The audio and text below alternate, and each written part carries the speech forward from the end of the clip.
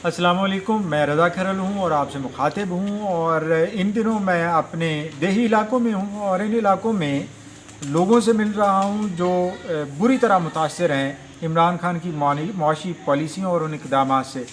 और इस वक्त मेरे साथ मौजूद हैं राय मज़हरुल हक़ साहब, जो रिटायर्ड उस्ताद हैं और साथ ही साथ एक गहरी नज़र रखते हैं पाकिस्तान की सियासत पर, सियासी मंजरनामे पर।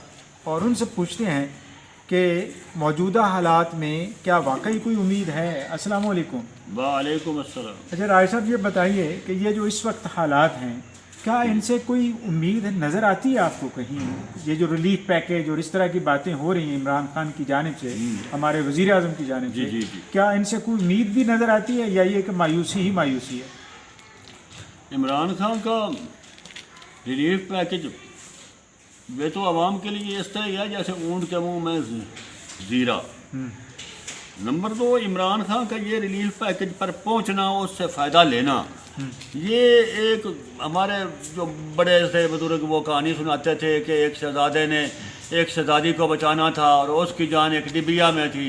वो डिबिया एक मेंढे के सींग के साथ बांधी हुई थी। वो मेंढा 2 पहाड़ों के दरमियान था। वो दोनों पहाड़ आपस में टक्करें लगा रहे थे।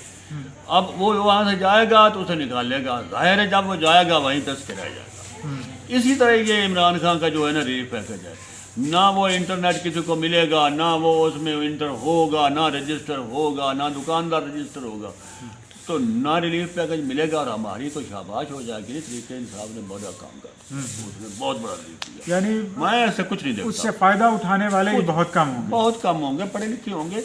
देहात में तो कोई ऐसे लोग बहुत ही कम हैं जो इससे रजिस्टर्ड हो सकें या इससे फ़ायदा ले सकें। नहीं तो ये होगी कितना? यानी 120 अरब रुपए के जिसकी बात कर रहे हैं, और उसमें सिंध और बलूचिस्तान तो वैसे ही निकल गया कि उसने इनकार कर दिया कि वो हिस्सा नहीं ले रहा, तो ये तो पैसे और कम हो जाएंगे। और क्या ये इतने पैसे होंगे कि कोई फैमिली सरवाइव कर सके कुछ अर्से के लिए ही सही?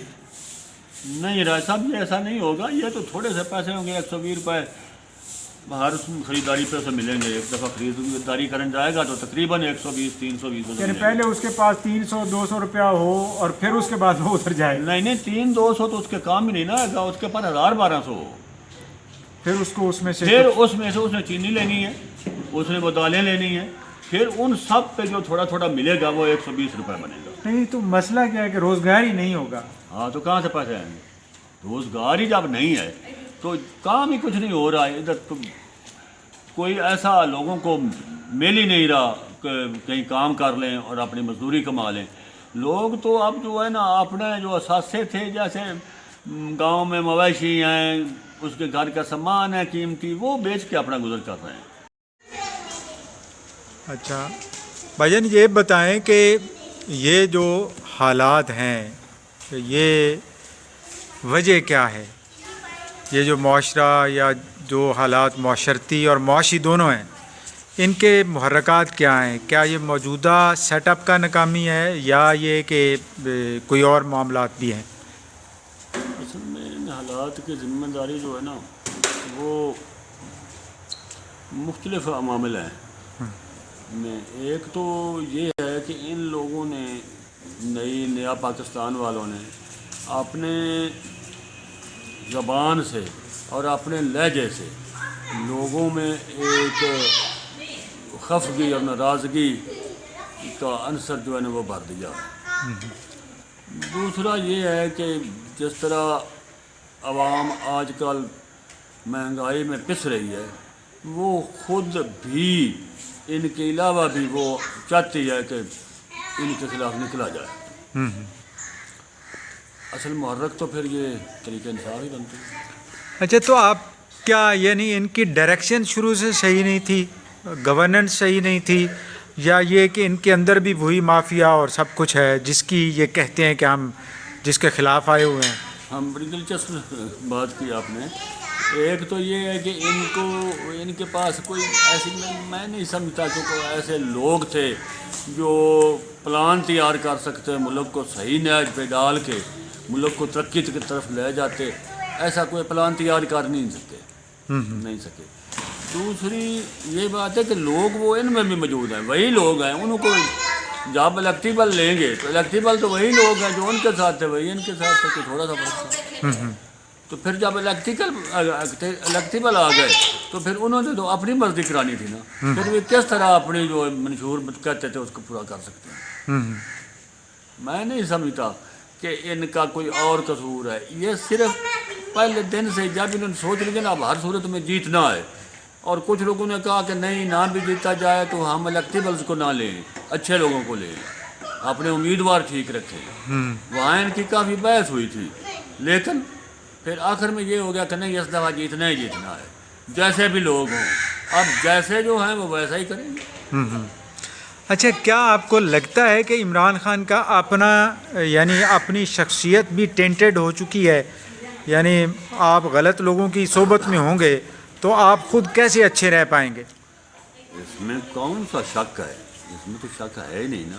ایک آدمی جتنا بھی ایماندار ہو، چھوٹی سی مثال ہے کہ 4 لوگ وہاں ہیں بیٹھے ہیں، وہ شراب پی رہے ہیں، ایک آدمی بالکل نہیں پیتا، وہ توڑ دیتا ہے بوتلیں، لیکن ان میں بیٹھ جاتا ہے، جب وہ اٹھتا ہے تو کوئی نہیں کہے گا بھائی یار یہ تو نہیں ہے، پھر سب کو ایک نظر سے دیکھا جائے گا۔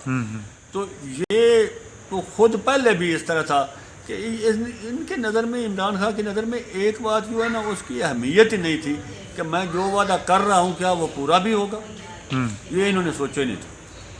اچھا، کیا آپ کو یہ لگتا ہے کہ جب یہ دور یعنی یہ رجیم یا یہ گورنمنٹ اختتام کی طرف ہوگی تو اسی طرح کے اسکینڈلز نکلیں گے جس طرح کے ماضی میں یا ماضی قریب میں ان کے نکلتے رہیں، یا زیادہ ہوں گے، اور یہ پھر اسی طرح کٹہروں میں ہوگا؟ اسی طرح ہی ہوگا، اسی طرح ہی ہوگا، بلکہ فگرز میں اور تعداد میں اس سے زیادہ ہوں گے۔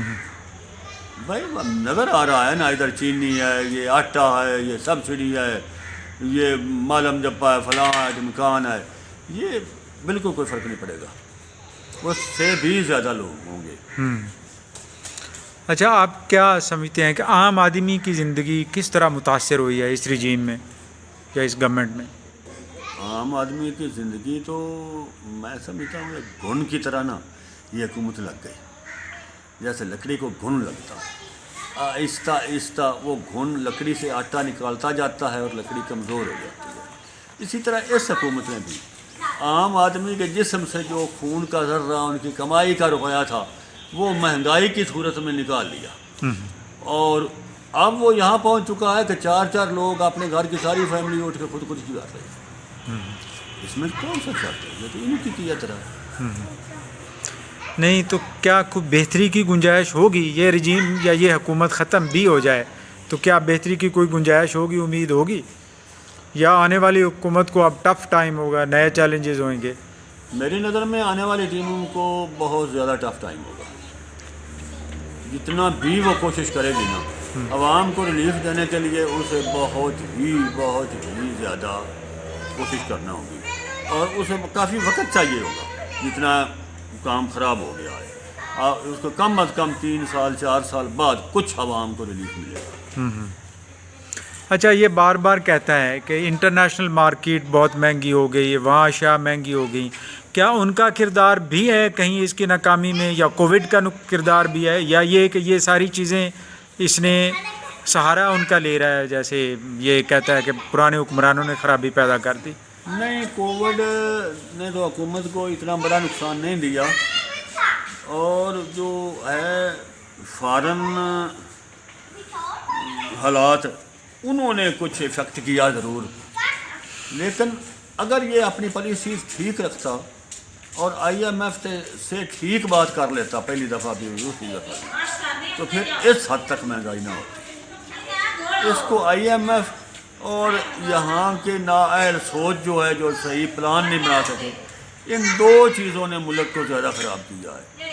اب میں اس طرح سمجھانا چاہوں گا کہ آئل مہنگا ہو گیا، باہر سے آ رہا ہے، فلاں چیز مہنگی باہر سے آ رہی ہے، یہ جو آلو ہے، یہ شلجم ہے، پالک ہے، یہ سب کچھ کیوں مہنگا ہو گیا ہے؟ صرف اتنا مہنگا ہوگا کہ 1 روپیہ کرایہ بڑھ جائے گا، لیکن وہ بھی ڈبل سے ٹرپل ہو گیا ہے۔ ان کی کہیں قانون کی حکمرانی نظر ہی نہیں آتی، یہ کسی جگہ ان کی پکڑ ہی نہیں ہے کہ یہ کنٹرول کر سکیں حالات کو اور قیمتوں کو۔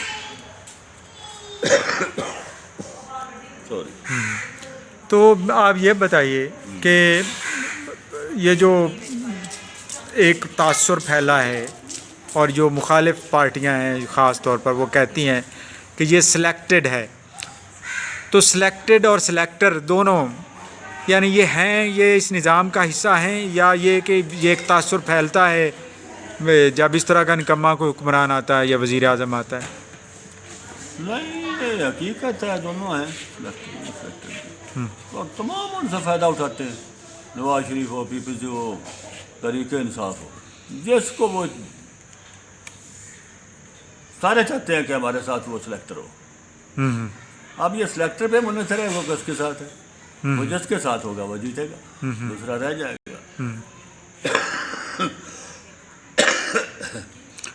سلیکٹر ضرور ہے، سلیکٹنگ بھی ہے، سلیکٹر بھی ہیں، یہ دونوں چیزیں ہیں۔ نہیں تو آپ جمہوریت کا مستقبل کوئی دیکھتے ہیں کہ صحیح جمہوریت آ پائے گی، یا یہ کہ ہم وہی اسی گیم پہ پڑے رہیں گے؟ رائے صاحب، کہاں سے جمہوریت آئے گی جب اپوزیشن لیڈر سے آپ کا وزیر اعظم بات نہیں کرنا چاہ رہا، اس سے ہاتھ نہیں ملانا چاہتا، دوسرے اپوزیشن لیڈر ہے اس سے چھوڑیے ممبروں والا زرداری صاحب کا بیٹا، اس سے بھی نہیں مل رہا۔ جب ایسی حالات ہوں گے، جمہوریت اس کا نام تو نہیں نا، ایک دوسرے کو ملیں ہی نہ، ایک دوسرے کو دیکھیں ہی نہ، اس کو جمہوریت یہ تو نہیں نا رات کو دیکھا ہماری اسمبلی میں قانون نہیں پاس ہو رہا، لو جی اکٹھا سیشن کر لو سینیٹ اور اسمبلی کا، دن کو نہیں ہو رہا رات کو کر لو، ادھر سے فون آ رہے ہیں جی آپ نہیں آئیں گے الیکشن، ادھر سے آ رہے ہیں جی آپ آئیں گے جی، بس پتہ نہیں پاکستان کا کیا ہوگا، سمجھ نہیں۔